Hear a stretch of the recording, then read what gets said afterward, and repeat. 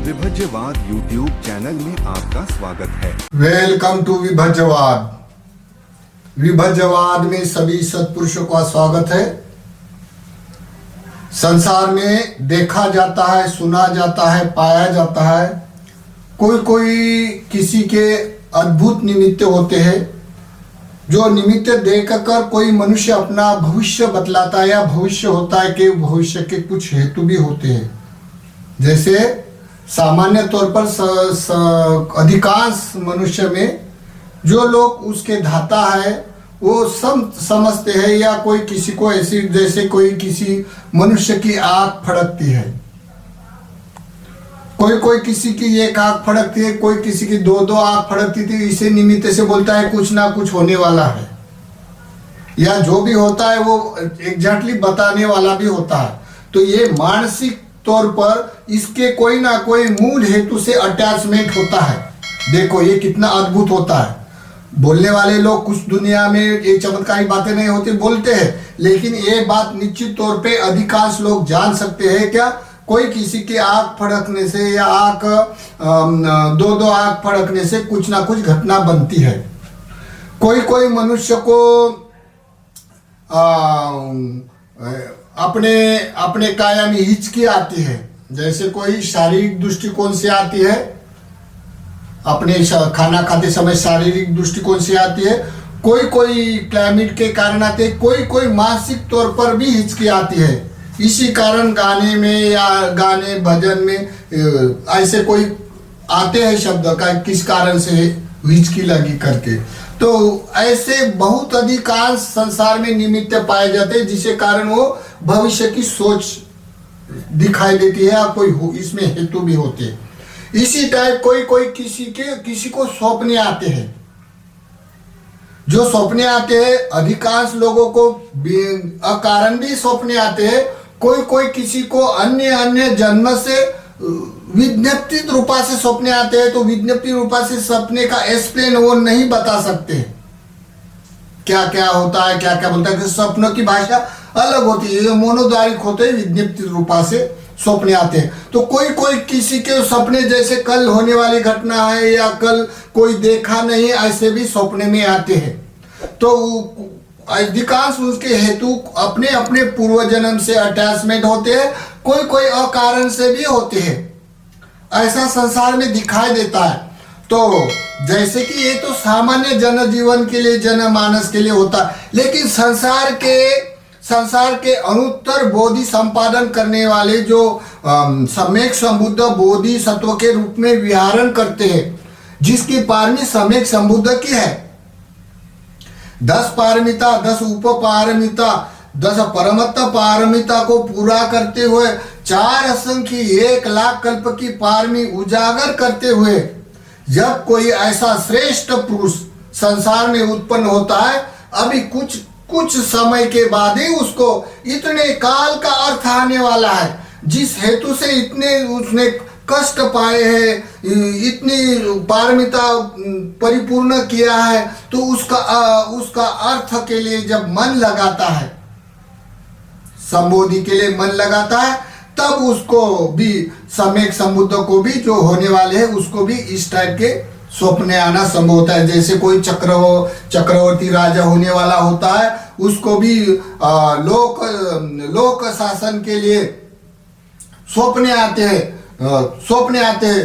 तो ये लोकहित के लिए विद्यते ही राजा होने वाले होते हैं। तो इसी तरह जो भी सम्यक संबुद्ध होते हैं उसको भी ऐसे सपने आना संभव होते हैं, जो भविष्य में धम्म का जो संबोधि के बाद जो उनके ऊपर जो संसार की पूरी जिम्मेदारी आ जाती है सच्ची बताने वाले, तो उसको भी सौंपने आते हैं। तो जैसे इस कालखंड में जैसे सिद्धार्थ गौतम ने अपने बोधिसत्व की असंख्य पारमिता परिपूर्ण करते हुए 10 पारमिता, 10 उपपारमिता, 10 परमत्त पारमिता अपनी परिपूर्ण करते हुए जहां अपने ज्ञान के लिए आकार संकल्पना करते हुए ज्ञान प्राप्ति की, तब ऐसी घटना हुई कि सुजाता ने दिया हुआ खीर खाकर जब सम्यक संबुद्ध ने पात्र अपने काला दुआ में डाल दिया, डालने के बाद संकल्प किया कि अगर ये पात्र उल्टी दिशा से चलेगा तो मुझे ज्ञान प्राप्त निश्चित तौर पर होगा।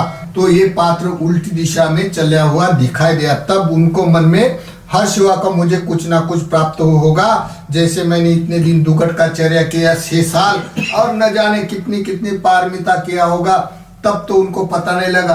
बाद में जब सम्यक संबुद्धि में मन लगाया अपने ज्ञान के लिए, तब सबसे पहले उनको पुब्बा निवासती विद्या प्राप्त हो। उनको लाखों खरबों अपने जन्म पा लिया उसने। तब उसने निश्चित तौर पर उसी समय उनको ये 5 स्वप्ने प्रादुर्भूत हुए विज्ञप्ति रूपा से। जैसे विज्ञप्ति रूपा के स्वप्ने होते हैं मनोद्वारी, और जो आंखों दे काल होता है निष्क्रमता से, ये होता है पंचोद्वारिक। तो मनोद्वारिक विधि से जो विज्ञप्ति रूपा के जैसे स्वप्न के भाष्य, जो स्वप्न आते हैं मनुष्य को, तो स्वप्न की भाषा को विज्ञप्ति रूपा से कहा जाता है। जो कायिक और वाचिक एक्सप्लेन होते हैं, उसको विज्ञप्ति रूपा के मनोद्वारिक किए हुए एक्शन होते हैं, एक्सप्लेन होते हैं, तो उसको विज्ञप्ति रूपा के स्वप्ने। तो ये सम्यक संबुद्ध का 5 स्वप्ने आए, जो सम्यक संबुद्ध होने के बाद उसके साथ होने वाली जो घटना है, ये विज्ञप्ति रूपा से तथागत को पहले श्रमण सिद्धार्थ को मालूम हुआ ये स्वप्न के कारण। तो ये स्वप्नों को समझाते हुए ये वीडियो प्रकाशित करने जा रहे। जो जो स्वप्न है उसका ये एक्सप्लेन करेंगे, और उसका अर्थ क्या है और उसका अर्थ क्या होने वाला है, ये समझने का प्रयास करेंगे ये वीडियो में। तो ये सबसे पहले पहला स्वप्न है। जैसे ये सम्यक संबुद्ध ऐसे पूरे सोए हैं, और उनकी वाला जो मुख है, ये मुख हिमालय पर्वत पर है, और उसका पैर ये हिंदी महासागर में चला है, और उनके दाहिना हाथ इधर के अरबी सागर में और इधर के बंगाल के उपखाड़ी के पार है। ऐसा करके ये दिखाई देता है। तो उसका ये मतलब हुआ क्या, जहां तक तथागत ने अपना शरीर इतना विशाल काया लंबा देख लिया है, इसका मतलब क्या, जहां बोधि होती है 4 खंड में, जैसे अफ्रीका खंड, आशिया खंड, अंटार्कटिका खंड और अफ्रीका खंड और अंटार्कटिका खंड, आशिया खंड, ये आशिया खंड में जम्बू द्वीप कहते हैं। और ये जम्बू द्वीप की सीमा जहां तक है वहां तक ये बोधि मंडल होता है। जहां बुद्ध होने वाला होता है तो आशिया खंड में बोधि मंडल होता है, यानी अपने मानस का जो अटैचमेंट होता है ग्लासकी से, तो ये ग्लासकी का बोधि मंडल यहाँ आशिया खंड में बुद्ध गया में होता है। इसी कारण ये स्वप्न आए क्या, उनका महाकाया इतना विशाल फैल गया जहां तक जम्बूद्वीप है। जम्बूद्वीप की सीमा है आशिया खंड की। तो आशिया खंड तक पहला उसका शरीर उसने देख लिया। देखने के बाद तथागत ने अपने निश्चित तौर पर जान लिया, ऐसा स्वप्न अद्भुत और प्रादुर्भूत हुआ। तो ये स्वप्नों की परिभाषा मनोद्वारिक से होती है, विज्ञप्ति रूपा से। तो तथागत ने जान लिया कि मेरे साथ कुछ ना कुछ घटना होने वाली है। तो ये है पूरे आशिया खंड यानी जम्बूद्वीप पर पूरा तथागत का यानी जिसको संबोधि प्राप्त हुई, जहां संबोधि जम्बूद्वीप में पाया जाता है, तो जम्बूद्वीप भर उसकी वाली काया पूरी फैल गई है। ऐसा अद्भुत स्वप्न देखा। तो ये हो गया पहला स्वप्न, तथागत को जो सिद्धार्थ गौतम को संबोधि से पहले प्राप्त हुआ। ये सिद्धार्थ गौतम को विज्ञप्ति रूपा से आया हुआ ये सेकंड स्वप्न है, दूसरे नंबर का, जिसे कारण ये बतलाता है क्या भविष्य में क्या होने वाला है, संबोधि के बाद भविष्य में क्या प्रादुर्भूत होने वाला है। ये संकेत के माध्यम से जैसा अनुत्तर पुरुष जो लोक और लोक के रहस्य जानने वाले, अभी ये उसको संबोधि प्राप्त होने वाले, तो उसका जो परिणाम आकर जो कर्ण होने वाला है उसके साथ, तो इसके जो पहले संकेत के माध्यम से विज्ञप्ति रूपा से आए हुए सपने का ये दूसरा स्वप्न है। तो जैसे ये सिद्धार्थ गौतम सम्यक संबुद्ध जैसे सोए हैं, पूरी महाकाया ऐसी उत्पन्न होकर सोए हैं, एकदम शांत सभा से सोए हैं, और उनके नाभि से ये एक ऐसा पौधा उत्पन्न हुआ है, जैसे दिखाई देता है ये पौधा है, ऐसे नाभि से एक पौधा उत्पन्न होकर वो ऐसा ऐसा लंबा लंबा होते हुए आसमान तक गगन चुंब से वो गगन तक फैल गया। ऐसा अपने नाभि से उगा हुआ एक पौधा जैसा वेल कहा जाता है, तो वो उत्पन्न होके गगन तक गया। तो इसका मतलब ये हुआ क्या, जैसे कोई इस संसार में जो धर्मद्रष्टा है या धर्मराजिक है, जिसको संबोधि प्राप्त के बाद उसको सभी संसार की जो भी ब्रह्मांड में जो एक्टिविटी है, ब्रह्मांड में जो माइंड एंड मैटर का प्रोग्राम है, सभी स्थूल वस्तु या जड़ वस्तु, स्थूल सत्व या सूक्ष्म सत्व के बारे में सभी वस्तुमान से उत्पाद आस्वाद आदि नव विपरिणाम उसको यथार्थ ज्ञान होने वाला है। और ये ज्ञान सभी ब्रह्मांड का एकमेव ज्ञान है और वो उत्पन्न होकर सभी ब्रह्मांड में जानने वाले हैं, ऐसा उसका संकेत करके ये दूसरा सेकंड नंबर का सिद्धार्थ गौतम को संबोधि से पहले स्वप्न आया हुआ है। तो ये संकेत है संबोधि प्राप्त होने का।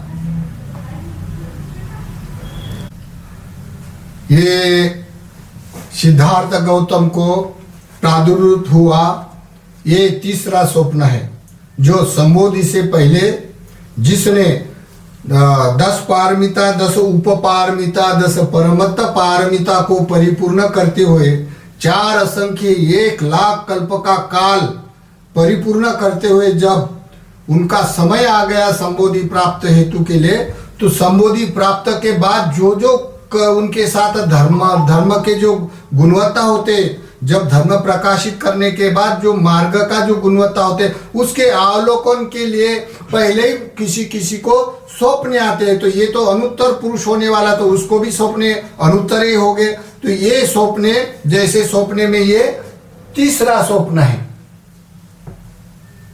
ये तीसरा स्वप्न है। तो ये स्वप्न में ऐसा दिखाई देता है क्या, चारों दिशा के रंगी बेरंगी पंछी आते हैं। देखो दिखाई देता है, रंगी बेरंगी पंछी आते हैं और उनके पास बैठकर सफेद बन जाते हैं, एक रंग के बन जाते हैं। 4 दिशा के पंछी आते हैं और बैठने के बाद एक रंग के हो जाता है और सफेद होकर वो जो दिशा चाहे वो वहां दिशा से उड़कर चले जाते हैं। ऐसे ये तीसरे सपना प्रादुर्भूत हुआ है। तो उसका ये मतलब बतलाया जाता है क्या, जैसे संसार में जितने भी पुण्य कर्म करने वाले हैं उनके अपने अपने मार्ग होते, उपासना के या मुक्ति के नाम से या सदा के कारण करने वाले के लिए अन्य अन्य मार्ग होते संसार में। इनमें से एक ऐसा एक में मार्ग होता है जो अष्टांगिक सीधा सरल जाने वाला मोक्ष तक, निर्वाण तक, संबोधि तक। तो जो लौकिक धर्म के जो भी अन्य मार्ग होते हैं इनमें से कोई प्रज्ञा नहीं होती है, लेकिन जहां सम्यक संबुद्ध संबोधि प्राप्त करता है तो वहां प्रज्ञा होती है।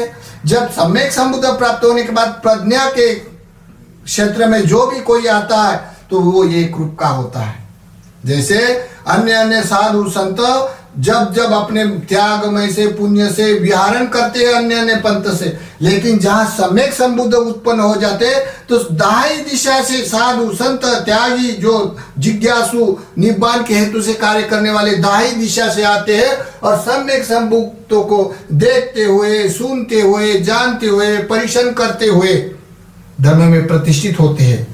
मतलब है अन्य अन्य पंथ के जैसे रंगी बेरंगी लोग 4 दिशा से आते हैं, तो अन्य अन्य मत के लोग आकर ठीक ठीक से धर्म का अनुसंधान लगाते हैं और ठीक ठीक से सम्यक संबुद्धों को जानते हुए एक मार्ग के हो जाते हैं, जो अष्टांगिक मार्ग, जो प्रज्ञा संगत होने के बाद सीधा मुक्ति के लिए मार्ग जाता है। तो ये आया हुआ तीसरा सिद्धार्थ गौतम का सपना है और ये स्वप्न संबोधि परायण जो कार्य है वो होने के लिए ये स्वप्न विज्ञप्ति रूपा से प्रादुर्भूत हुआ है। ये तीसरा स्वप्न है।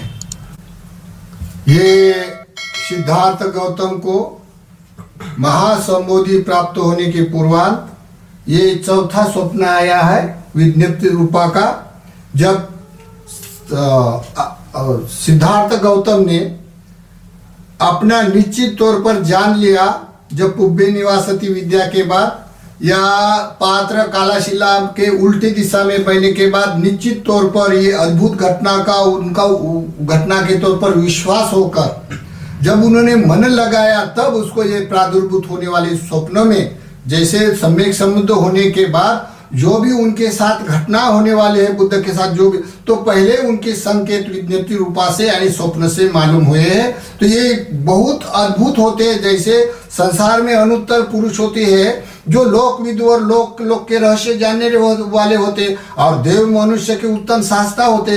तो उत्तम शास्त्रा होने से उनके साथ जो होने वाले कार्य है होने वाली घटना उसके पहले संकेत आते हैं। तो ये आया हुआ ये चौथा स्वप्न है। जैसे दिखाई देता है बहुत अधिकांश लोग इतनी लोगों की भीड़ है लेकिन ये सफेद वस्त्र वाले हैं पूरे। और जहां सिद्धार्थ गौतम यानी बुद्ध होने के बाद जो काया है उनकी विशाल काया हो गई। विशाल काया होने से ये काया बहुत बड़ी होकर जो लोग उनके साथ जो सफेद कपड़े वाले ये बिल्कुल छोटे छोटे दिखते हैं। यानी उनके बहुत संख्या होने से छोटे छोटे दिखते। जैसे कोई पर्वत पर चढ़ने के बाद वो पर्वत पर चढ़ने वाला मनुष्य को गांव छोटे छोटे दिखते हैं, वस्तुमान छोटे छोटे दिखते हैं क्योंकि वो ऊंचा पर्वत पर चढ़ा है। वैसे ये सिद्धार्थ गौतम का बहुत विशाल काया उत्पन्न हुई है बड़ी और इस शिला पर बैठे और छोटे छोटे मनुष्य सफेद कपड़े वाले बहुत भीड़ के कतार में लोग खड़े हैं उसकी उपासना करने के लिए। इसका ही मतलब होता है क्या जो भी सम्यक संबुद्ध होता है बोधिसत्व के रूप में तो जो जिसकी अपदान होता है बुद्ध शासन में मार्गगामी ऐसे नहीं होता है उसका बीज होता है। जैसे कोई भी पेड़ ऐसा नहीं होता उसका बीज होता है ना वैसा जो भी कोई अरहंत या मुक्त पा लेता है सभी संसार के दुख चक्र से मुक्त होता है उसका मूल बीज होता है उसको अपदान बोलते हैं या गोत्रभू बोलते हैं। तो ये गोत्रभू वाले न जाने ये मनुष्य लोक में दिव्य लोक में अपाय लोक में पूरे संसार में लोक अनुगामी होते हैं। देखो जो मुक्त वाले तो वो डबल संसार में नहीं रहते अनंत होने के बाद, लेकिन अनंत होने से पहले अनागामी तो आने वाला नहीं होता मनुष्य लोक में, लेकिन सकृतागामी या स्वतापन्न वो होने वाले भी इस लोक में अधिकांश लोग होते संसार में जो अपने अपने कर्म के कारण न जाने कितने जीव सत्व में होते हैं। तो ये सब जितने भी मनुष्य लोक में लोग होते इस संसार में ये सब जितने भी समझा लोक में से जो अष्टांगिक मार्ग के लोग होते हैं जिसको जानने वाले जो जिज्ञासु उस पद पर चलने वाले ये लोग सभी उपासना करने वाले होकर अष्टांगिक मार्ग से वो अभी मुक्त होने के लिए उपासक बनेंगे, उपासिका बनेंगे, धम्मदायक बनेंगे और चक्रवर्ती राजा बनेंगे। ये बहुत सारे बनने वाले उपासक संघ की इतनी भीड़ है ये सफेद कपड़े वाले की, ये इतने उपासना करने वाले होंगे। ऐसा संकेत ये चौथे स्वप्न में सिद्धार्थ गौतम को प्रादुर्भूत हुआ विज्ञप्ति रूपा से। ऐसा दिखाई देने से उन्होंने सिद्धार्थ गौतम ने मन लगाकर निश्चित तौर पर मुझे कुछ ना कुछ होने वाला है। ये अद्भुत स्वप्न देखकर उन्होंने अपनी विज्ञप्ति रूपा से संकेत की रूप से मालूम कर दिया। तो ये चौथा स्वप्न है जहाँ उपासकों की अन्य अन्य जन्म के उपासक जो पूर्वानुगामी बोलते हैं, जैसे एक काल में भी अधिकांश डॉक्टर बाबा साहब अम्बेडकर ने जो धम्म क्रांति किया है उनमें से बहुत अधिकांश लोग पूर्वानुगामी हैं, जिसे कारण वो भिक्खु के सिवा अलावा दूसरे के हाथ से शील नहीं लेते हैं, दूसरे के हाथ से धर्म नहीं सुनते। उनको भिक्खु का शासन अभिप्रेत होता है, भिक्खु से शील लेते, भिक्खु से धर्म सुनते हैं और भिक्खु से ही आशीर्वाद लेके भिक्खु से दान धर्म करते, बुद्ध विहार बांध कर दान करते। किसी के अवडंबर में नहीं आते तो समझ जाना चाहिए उसका अपदान है और ये दूसरे कोई भी आउटनंबर में नहीं फंसने वाले होते। तो ऐसी अनेक संख्या होती है या कोई किसी कमजोरी होती है, दृष्टि में कमजोरी होने के कारण वो भी लोग ठगते रहते हैं, वो बात अलग है। लेकिन अधिकांश लोग संसार में रूट के ये अष्टांगिक मार्ग के होते हैं। ये सब जब बुद्ध हो जाता है तब फटाफट मनोगामी मार्गगामी होकर धम्म के दायरे उपासक होने वाले होते हैं। तो ये उपासक होने वाले के ये सब भीड़ दिखाई देती है और तथागत का बहुत विशाल काया दिखाई देता है। तो इस आधार से ये स्वप्न विज्ञप्ति रूपा से प्रादुर्भूत हुआ। ये अद्भुत स्वप्न चौथा है। ये पांचवा स्वप्न है जो सिद्धार्थ गौतम को प्रादुर्भूत हुआ विज्ञप्ति रूपा से। तो ये जो ये पांचवा स्वप्न है, ये पांचवा स्वप्न अद्भुत है। जैसे ये सम्यक संबुद्ध होने वाले हैं, जिसको संबोधि प्राप्त होने वाली है और उसकी 4 असंख्य कल्प की पारमी परिपूर्ण हुई। उसने 10 पारमिता, 10 उपपारमिता, 10 परमत्त पारमिता को परिपूर्ण किया है। उसने ये जीवन में दुगटचर्या पूर्ण किया है। अभी उसको संबोधि महासंबोधि का संकेत आया है, तब उसको ये पहले उसके संकेत के माध्यम से जो संबोधि परांत सम्यक संबुद्ध होने के बाद उसके साथ जो घटना घटने वाली है, उसके पूर्वाही विज्ञप्ति रूपा से यानी स्वप्न आए हैं। तो ये स्वप्न में से ये 5वां स्वप्न है। ये 5वां स्वप्न का ऐसा संकेत है जैसे सम्यक संबुद्ध है, चल रहे हैं, ये चर्या स्वभाव से चल रहे हैं। और जो भी ये दिखता है काले के रूप में, ये सब मनुष्य की विष्ठा है। जैसे कोई मनुष्य जो खाना खाता है तब उसको स्वाद में बड़ा अच्छा लगता है, लेकिन उसी खाने की जब विष्ठा बनती है तो वो हाथ में नहीं ले सकता है, क्योंकि उसकी घृणा करता है। ये नकारात्मक उसका चित्त उत्पन्न होकर विक्षिप्त हो जाता है। तो जब सम्यक संबुद्ध होने के बाद जैसे ये जो सब विष्ठा है मनुष्य की, इतना कूड़ा कचरा है, तो ये कचरे पे चलते हुए सम्यक संबुद्ध जब चल रहे, तो चलने के बाद उसके पैर में ये किंची मात्र एक कचरा एक पैर में नहीं चिपक रहा है। जैसा कोई कमल का फूल है, जब पानी के ऊपर आता है, आने के बाद अगर बूंद भी उसके ऊपर गिर जाए तो भी वो पानी के लिए स्पर्श नहीं कर सकता है। क्यों? कि पानी से अनासक्त हो गया वो। वैसा ही जो संसार में जितना भी काम राग है, जैसे सिद्धार्थ गौतम ने बोधिसत्व के रूप में जितने भी काम भोग पाए हैं, हर कोई मनुष्य काम भोगों में तृष्णा मूलक धर्म में अनुगमन करता है, तो अपने राग से अपने द्वेष के कारण डाटा बन के भव तृष्णा से वो विभव तृष्णा से गुजरते ही रहता है, उसके जन्म गुजरते ही रहते।